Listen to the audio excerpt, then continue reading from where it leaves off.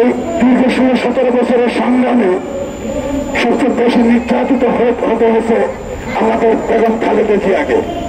আমাদের প্রিয় নেত্রী আদর্শিক নেত্রী, তাকে এই বাংলার সাধারণ মানুষের জন্য এই নির্যাতনের শিকার হতে হয়েছে।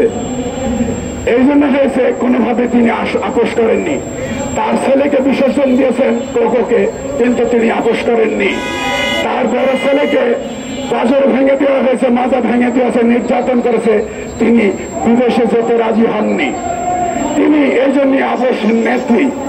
আজকে ছেলে পুরে রেখে হয়েছে তাকে সামান্য 2 কোটি টাকার জন্য, তারপর তিনি আঘাত করেননি। তিনি কিন্তু একটি টাকা সেখান থেকে কোনোভাবে তস্যব করেননি, কিন্তু তাকে বিনা কারণে একটা ব্যাড ইন্টেনশন নিয়ে তাকে কারাবরণ করেছে। এক কাপড়ে তাকে তার বাড়ি থেকে বের করে দেওয়া হয়েছে, সেটা বাংলাদেশের এবং বিশ্বের সকল মানুষের সাক্ষী। আজকে এই নেত্রীকে কোনোভাবেই ঘায়েল করতে না পেরে তারেক রহমানকে কিন্তু নির্বাসিত থাকতে হয়েছে। আমাদের তারেক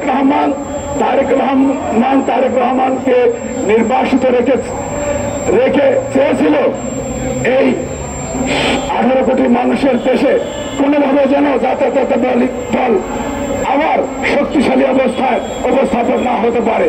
কিন্তু অত্যন্ত খুশির সংবাদ এই যে এই 17 বছর নিপীড়নের পরেও একটি বাংলাদেশ জাতীয়তাবাদী দলের বহুদলের গণতন্ত্রের প্রবক্তা শহীদ প্রেসিডেন্ট জিয়াউর রহমানের একজন মানুষকে কিন্তু তারা এই দল থেকে দলচ্যুত করতে পারেনি। এটাই আমাদের বিজয়। এটা তরুণের অহংকার, তারেক রহমানের বিজয় যে এখান থেকে 10,000 মাইল দূরে থেকে তিনি নেতৃত্ব দিয়ে সারা বাংলাদেশের 64 জেলাকে তিনি শক্তিশালী রূপে সংগঠিত করে রাখতে পেরেছেন। আমি কোনোভাবেই দীর্ঘায়িত করতে চাচ্ছি না। আমি আবার